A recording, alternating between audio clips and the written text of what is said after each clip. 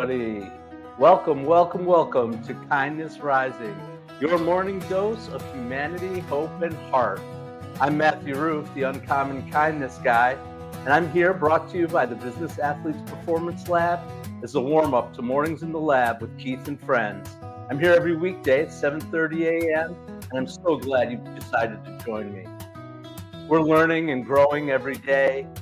If you've actually just tuning in for the first time, I hope maybe you'll go back to some of our old episodes. I've only been here, this is episode 4, but even since Monday, I've learned and grown a ton. We're adding new tools every day and new exciting things. So please go back and watch those old episodes, interact in the comments, and let's have some fun. I'm going to try some new things today too. One is I'm trying to go off script a little more. I got some feedback. People are like, why aren't you just talking? Why aren't you just talking about yourself and telling some stories? I had an amazing meeting yesterday with a woman named Christina Flynn. Those of you who've been around for a while, you may recognize her name and know her from her time and work with Keith on Mornings in the Lab. And she really encouraged me to lean into my true self and talk more about myself and my stories as they relate to our topics. I'm going to do a little bit of that today. I do like to get some research in, so I want to have some credibility for the stuff we're talking about, because kindness isn't just about warm, fuzzy feelings, although those are great. There really is science about this, and we're going to talk even more about that. So let's jump right into some things. Our topic today is Beyond Tolerance, celebrating the gifts of diversity and human differences. And tolerance isn't just about putting up with people, right? It's not just grinning and bearing our differences. It's actually a powerful tool. It's a tool that helps us bring our best selves to our lives. It helps us to grow our businesses. They're gifts to unwrap. They're treasures to find, those differences. They're the things that make the world a much better place. And I'm so excited to talk to you about them today. But first, I want to talk a little bit about me and about my differences. I sit here as a white male. I'm educated. I own my own home. I'm married. I'm heterosexual. I'm cisgender. All the things that put me right in the center of what would be considered the typical power structure. And I recognize that. Awareness of that makes it all the more important that I understand tolerance and diversity. But guess what? All those things are true about me. I am in that center of that power structure, but I have differences too. One of them is mental health. I've talked about this on other episodes. I've experienced depression and anxiety. That's part of my differences that I bring. I'm the parent of twins. Twins add a whole nother element to parenting, right? And a whole different level of stress, especially when they're really little. That's a huge difference. I grew up in a house that was, my father was Jewish and my mother's Catholic. Those, multiple beliefs in the household, that added differences for me.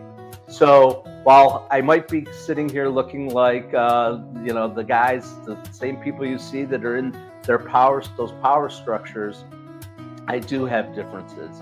And I bring those every day to what I do, bringing it to this show, bringing it to all my work, my interactions, my parenting, my life, my relationships.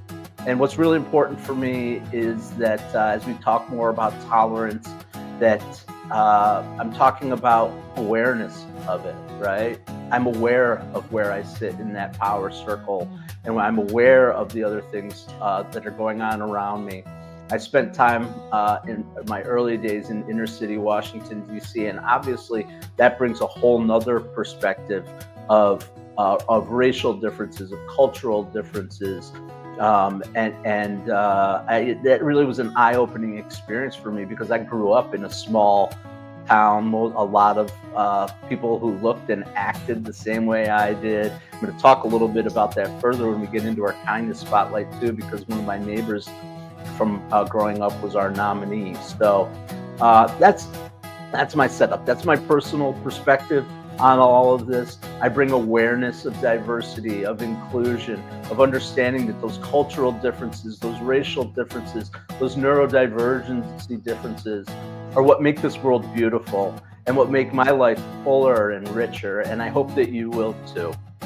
So we're going to talk a little bit. I do, like I said, I do like to bring some research into all of this because it's really important that we understand the context behind diversity, behind tolerance, and inclusion, as well as all the topics we talk about here on Kindness Rising. So I'm going to cut the music and get right into it. All right. So here's some of the research around tolerance, around diversity, and culture. These come from academic institutions, names you probably recognize, like the Columbia Business School, that found that diverse teams in business consistently outperform those that are more homogenous, and all the people on the team are the same. And it's a really powerful tool, and it's not they're they're powerful despite their differences. They're powerful because of that. So that's a really important thing. Having a group of people with different perspectives allows us to challenge our assumptions. It sparks innovation because these new ideas get into the mix. And I know I've worked on both types of teams. I worked on teams with all people sitting around the table that look and act just like me. I've worked on teams of people from all different aspects of the world that brought all their tools. And I try, when I meet with people and get together, whether it's for business or in personal life, to understand those differences. It's really important, and that it's a key differentiator, and I have some proof of that here too. Also, there's neuroscience behind some of this, right? Um, our capacity for inclusion, understanding diversity, understanding different perspectives, it isn't fixed. It's trainable. We can spend time thinking about it. It all starts with awareness. And actually, there's things that we can do through mindfulness and meditation, which is not really part of this show that we talk about, although I'll be glad to. Um, it really makes a huge difference. As a matter of fact, researchers at UC Davis found that 6 weeks of intentional, mindful meditation around culture and difference can actually rewire our brains to understand and to bring the benefits of having diversity into our lives. And then there's Harvard. I talk about Harvard a lot. I mean, we know they're a major academic institution, but they found that companies with above average diversity scores are 70% more likely to capture new markets and to grow. Why is that? Because understanding differences means we get to serve everyone, right? There's huge, from a business perspective, there's huge markets out there outside of who we are in our culture. And understanding that means that inclusion isn't just morally right; it's actually strategically smart and brilliant. So that's an I think an amazing stat, and something to think about if you're out there and you're a business leader. So those are a couple of highlights of research. I don't want to get too wonky on it, but the point is that tolerance, inclusion, diversity, those things that maybe are under attack a little bit in our world right now, they're not about just putting up with people, right? They are about really opening our hearts and our minds to different perspectives and understanding the benefit that we all get from having those different perspectives. So today we're going to celebrate human difference. We're going to talk about some stories of human difference, of the benefits that it's had for businesses, for nonprofits and charities. I want us to think about things a little bit differently, right? So when we approach someone who might be neurodivergent, we're going to talk about autism a little later, right? Those people aren't something that we just tolerate. They represent the ability to problem solve differently, right? So we lean into those things and we listen to them. Cultural diversity, that's just new perspectives on our challenges. We want again, just opening our hearts, opening our minds to that. Physical differences, those teach us how to navigate differently in the world, right? People who are maybe in wheelchairs or might have trouble with mobility. We want to be open to that and thinking about the way that those people might help us figure out how to navigate differently in the world. So the point is, and I don't want to be too preachy or harping on it, but every difference really is a gift, right? It's an opportunity to see things a little bit differently in the world, to really embrace all of what this world has to offer, to learn and to grow ourselves. So today we're going to see how real organizations and real communities actually put some of that stuff to use. We're going to spotlight proof that when we move beyond tolerance, when we move towards really embracing our differences, we can create transformation. So we're going to find out that this is not just the smart thing to do or the kind thing to do. It's actually the smart thing to do. And we're going to rise together through this. It's going to be amazing. Welcome again to Kindness Rising.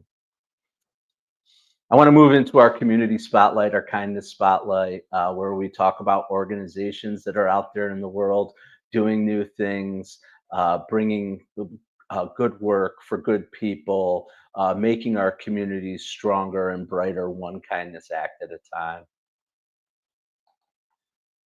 Today's story, like some of the other ones I've talked about, actually has a personal connection. I've reached out to friends and family and said, "Who do you want to spotlight? How can we bring light into some of these things that are happening in our world that are that's just the amazing work?" And I've had some great responses. So today's comes from a neighbor, an old friend, an old neighbor. We weren't really tight, this family, but we knew the families. Grew up on the west side of Binghamton. It was a little bit like Mayberry in the times that I grew up. We all went in and out of each other's homes. Families knew each other, maybe a little too much about each other sometimes. But what it was a real community. And some of the people that I have grown up with, maybe lost touch with, but are reconnecting now, are doing some amazing work out there. So today, I'm going to talk a little bit about an organization that was nominated by Lori Van Atta Newman. Lori, again, was a neighbor of mine on the west side. We didn't really interact a lot, but when I started reading about what Lori's doing, I just had to bring this. Lori's really become a passionate advocate for the autism community, and I really want to talk about it on this show. She works with an organization called Advocates for Autism Inc., and it's not just another nonprofit. There's a lot of differences in the way this organization operates. It's a grassroots movement that's really built around the experiences of another amazing woman named Sally Coletti. I'm gonna show you her photo here. And they've been around for 13 years in our community, really changing lives. And Sally was the starter of this. She's been doing work with the autism community for over 30 years, and she started this with a mission and a kind of a mantra, if you will, about this. And I love these words. Um, I think it's important for every one of us to remember that we want to change the world, not the person. Each person brings their own unique gifts, and the people who are in the autism, neurodivergency, and developmental disability community are just as important as anyone else. So anytime someone tries to make people fit into little boxes, I think it's really important to think about changing the world and not the person. And I love that idea that Sally brought. So again, today we're going to spotlight Advocates for Autism. They're a great organization. Their mission is super clear. They provide social, community, education, civic opportunities for individuals and their families. It's really a family-oriented organization for people with autism and other developmental disabilities. Sally's brought 30 years of experience for life in supporting families that have been affected by autism. And she's building a community where differences are really celebrated, not tolerated. So their main focus is really in creating social opportunities and learning opportunities for people in this community. They have a program called Be a Friend, Make a Friend, which is really cool. The idea is that people in this community can sometimes feel isolated. The families feel isolated as they're trying to care for their loved one and provide meaningful experiences for those people. And Sally helps to break down those barriers. The Advocates for Autism through these programs. They're actually like lifelines for these families. Some of them, and if you know anybody, if you've been involved in this as well, people with these types of developmental disabilities can really feel alone, and so Sally brings them together. The other really cool thing about this organization is they're completely volunteer run. Every single dollar that gets donated to the organization goes directly to impacting the individuals. There's no overhead. They don't pay salaries. There's no buildings to upkeep. It's all kind of a virtual organization and a network of collaboration, and it's really grassroots. Another program that they have is called the Spectrum Sweets for Snacks, baked for us by us. It's not just about raising funds, it's about providing meaningful volunteer opportunities, work for individuals with, again, autism and developmental disabilities to learn skills, to be productive and contribute to their community. It's really dignifying for them, and it's beautiful and meaningful. So it's just a wonderful situation.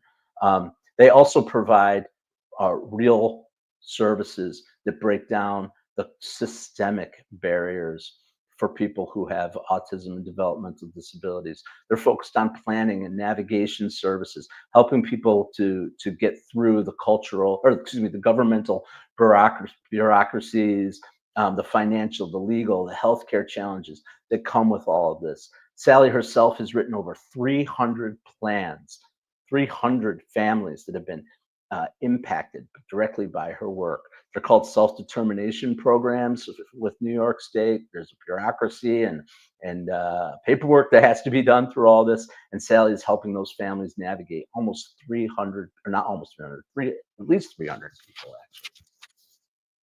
So again, they're about creating systemic change. They're grassroots.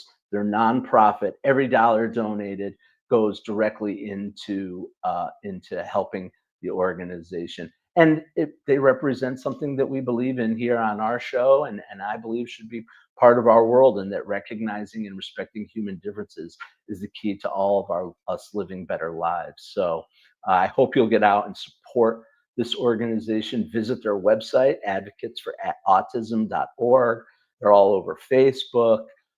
If you're in Binghamton yourself and in the surrounding area, reach out to Sally, help her volunteer, show up to the social events, and I think you'll find that they really are changing the world, not the person. So please lean into Advocates for Autism. Help the world become a better place, because we're not just accepting differences, we're celebrating them, and that's exactly what Advocates for Autism does. It's really going to be one of our greatest strengths. So they're out there showing the world that it's better to change the world than change the person, and create a world where everyone belongs. And that's exactly what we do here on Kindness Rising. The mission is aligned. So please support Advocates for Autism. And that's today's Kindness Spotlight.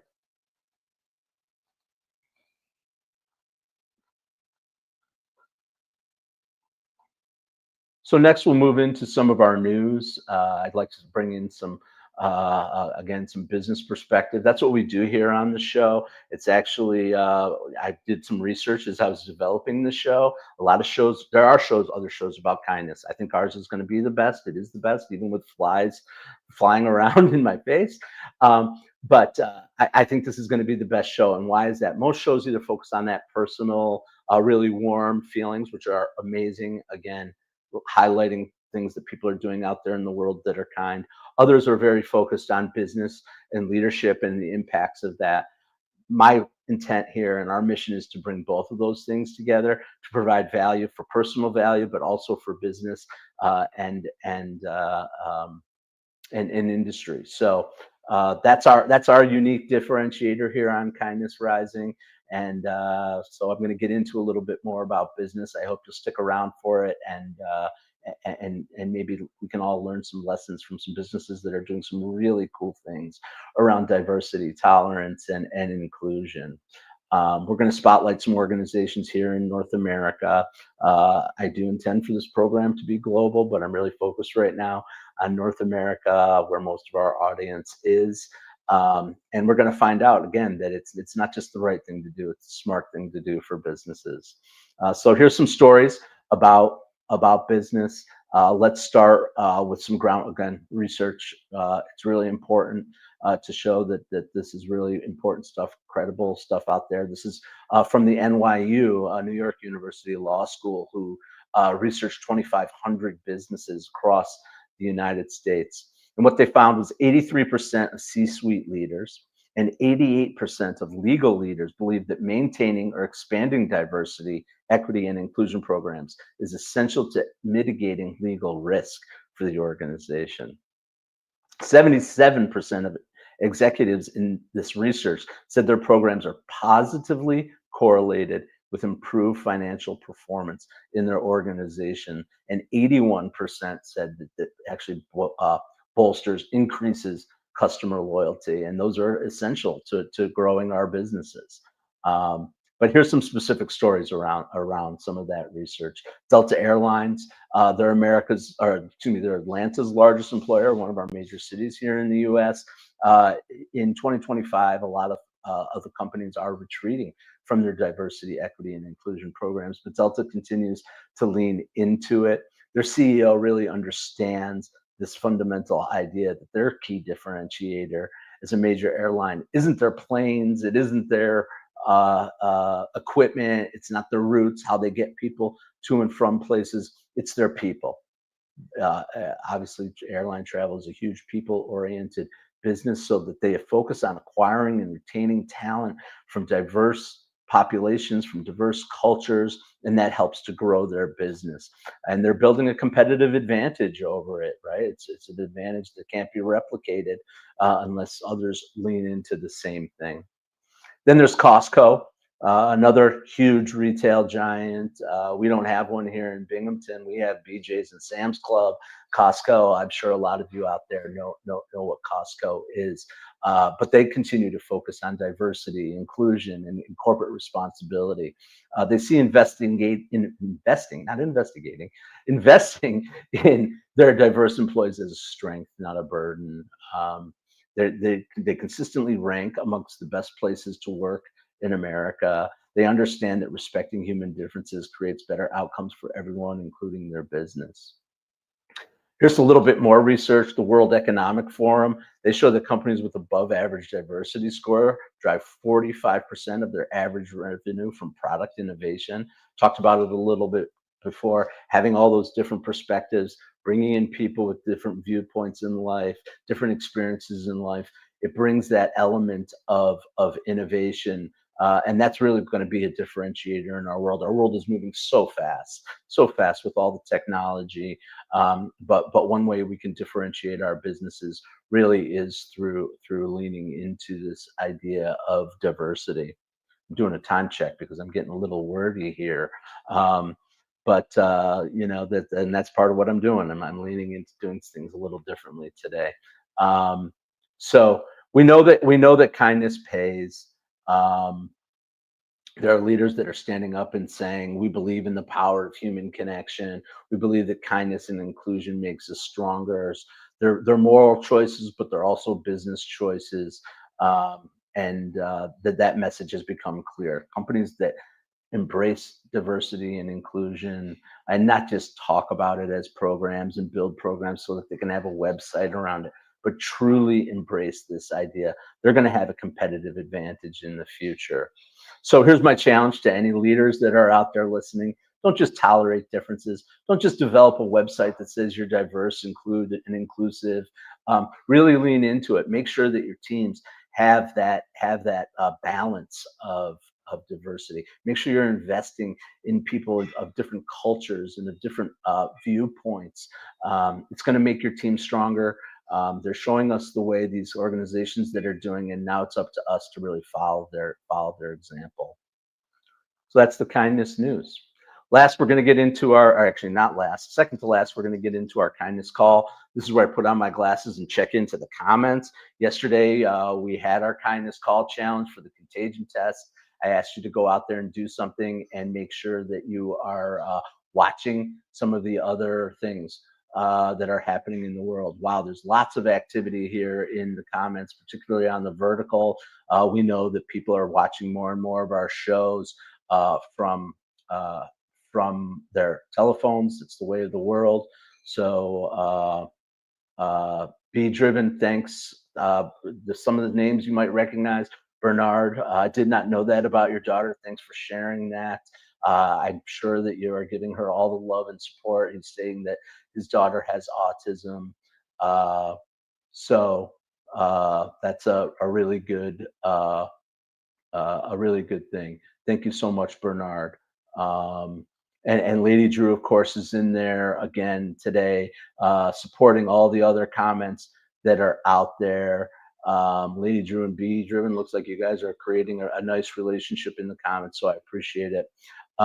So thanks everybody for supporting that in the comments. I'd really love for these things that we're doing, these challenges that are out there that I'm putting out to you guys, if you'd comment on them right in the thing. So that's what I really want. I want you guys to take some of these things, think about them. I'm sure you're out there doing them, but bring your comments to the community. It's going to make all of us stronger. It's amazing.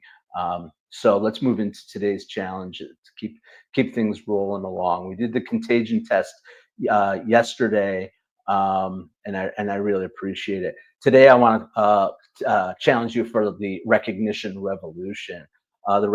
Here's your mission, if you choose to accept it. That old chestnut. Today, I want you to intentionally recognize and celebrate a human difference. I know you're out there doing it, but you're going to see it in the world. I hope this brings awareness. Celebrate it if you encounter it. Could be someone that thinks differently about things. It could be somebody with a physical challenge. Could be someone that you identify as having some neurodivergent struggles or a racial difference. Whatever that difference is, don't just tolerate it. Celebrate it. Talk to somebody about it. Recognize it. Be cool about it. But please, just be out there looking for that. Maybe it's a colleague who approaches a problem different. Tell them you see it, how they're doing that differently, and recognizing that they're bringing some new perspective to the world. Maybe it's somebody with a different cultural background again, or a tradition. Instead of dismissing what you don't understand, ask. Be curious. Be open to these new things. It may just light something up in you too. So.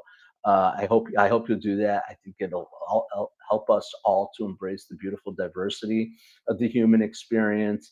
And again, share your messages here with us. So we're running low on time. So I gave you your challenge. We talked about a lot of things today. The world is waiting for your kindness through this idea of tolerance and diversity. So please get back into it. I really hope that it'll help us. So that's it. That's the show for today. That's our kindness thread. Our kindness thread again is about tolerance. It's about respecting differences. We started with a little bit of my personal story. We got into the research from all those major academic universities, and we learned about autism from advocates for autism. They're out there changing the world, not the person, and I hope you all will do the same. I do like to conclude with a little video or something. This one is awesome, I think, because what it shows us is we all have a child in us, and when we were children, our worldview was so different than what we bring as adults. So I'm going to take a second here and try to see if I got better at showing these videos. And we're going to get at it. This comes to us from overseas, from the UK. Cute little kids with accents, and I think it's going to be really mind-opening and hopefully heartwarming for you.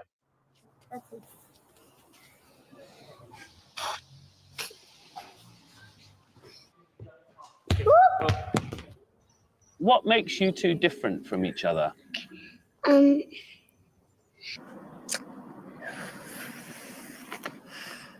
I used to not like letters, but now I like letters. I do not like letters at all. Lucy loved tomato sauce, and I do like it, but I don't love it as much as Lucy. Don't have the same. Our office is down the hill, and I live up the hill. No, I have smaller toes than Artie. Addy, I like screws and chips, and I like sushi. And they're different. She never stops talking. You got different hair? He, listen, doesn't have squirrels in the roof. We have squirrels in the roof, so we can't watch television that much because it's biting all the wires.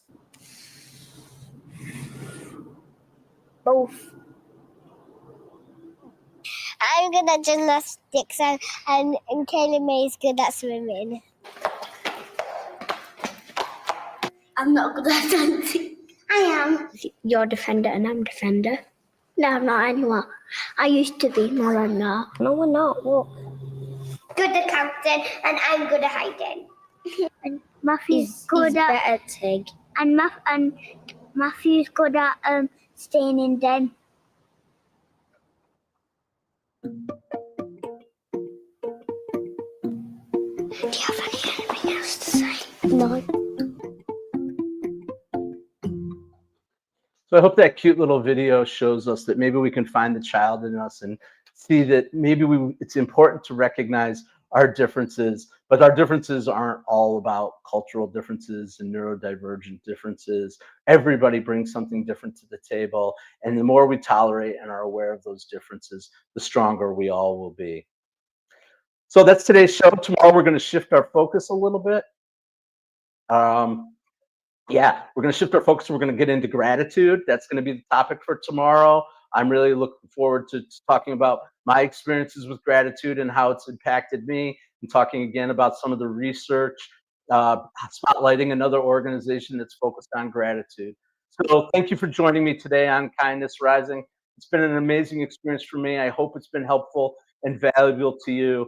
Don't forget to stay tuned right now for Mornings in the Lab with Keith and friends, and join me every day here, 7:30 a.m. weekdays, Kindness Rising on YouTube. Come out and follow us on the social media platforms. And most importantly, stay uncommon and stay kind.